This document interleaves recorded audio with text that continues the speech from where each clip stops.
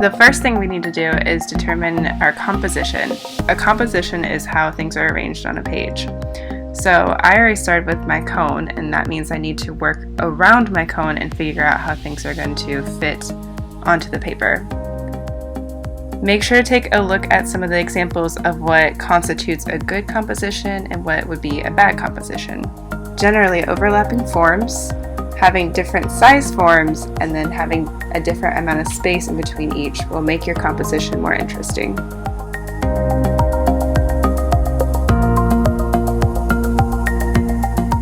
The next form I'm working on drawing is a cylinder.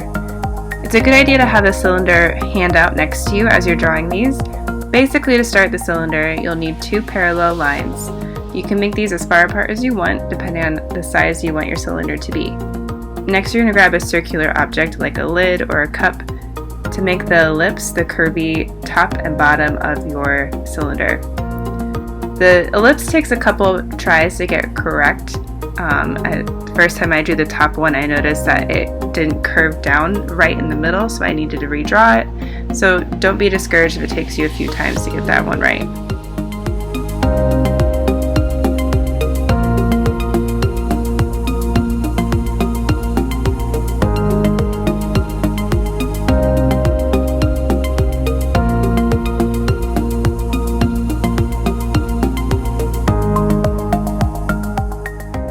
Now I'm going to start shading my cylinder. So I'm keeping the light source consistent on my still life, so my light source is kind of in between the cone and the sphere. So that means that I need to start my shading on the right hand side of my cylinder. So the darkest value is going to be on the right hand side, and it's going to get lighter and lighter as I work my way in. Keep in mind that you're basically making a value scale on these forms. So you'll start with your darkest value and slowly get lighter. The transition from your different shades should be pretty gradual. Using small circular motions to blend your pencil lead will work a lot faster than going back and forth.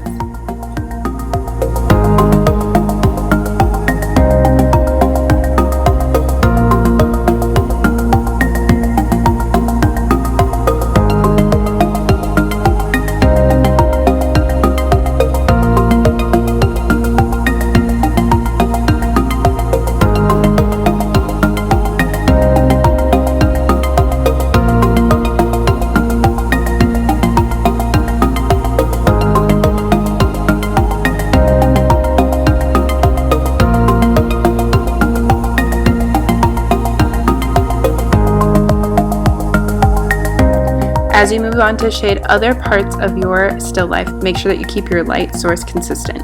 So again, that light source that I have on my picture is between the cone and the sphere in the center. So I need to make sure that I'm keeping, for my sphere, the light on the left, and then as I move towards the left hand side of my paper, it's going to be on the right hand side of my forms.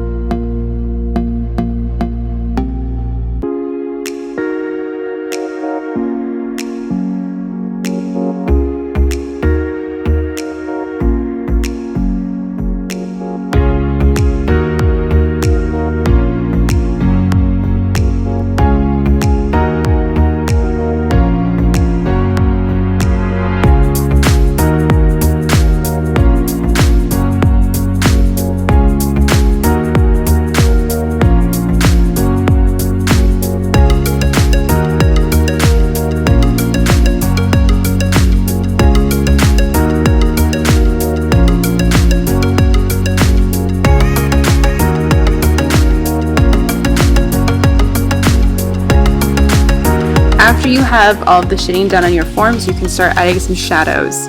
This will help really make your forms pop off the page. Again, make sure that you're paying attention to the light source. If your light source is on the right hand side, your shadow will be cast to the left. If your shadow is on the left hand side, your shadow will be on the right. If you're unsure, just ask for help, or you can look up pictures to kind of get an idea. Shadows are darkest immediately under your form, and then they get slowly lighter as they come away. Make sure that you're shaping your shadow to the shape of the form. So my sphere kind of has an oval shaped shadow, cylinder is going to be a longer rectangle shadow, and then my cone will have more of a triangle shaped shadow. One of the last things I need to do is add a table line. So use a ruler to draw a straight line that is parallel to the edge of your paper.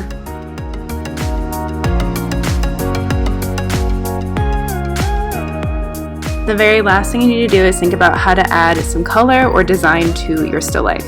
You can do this in whatever way you want. It could be on the table, it could be in the background, it could even maybe be in some of the shapes that you have. Be creative with this and have some fun with it. You can use watercolor, tempera paint, or even just pen and ink. It's up to you.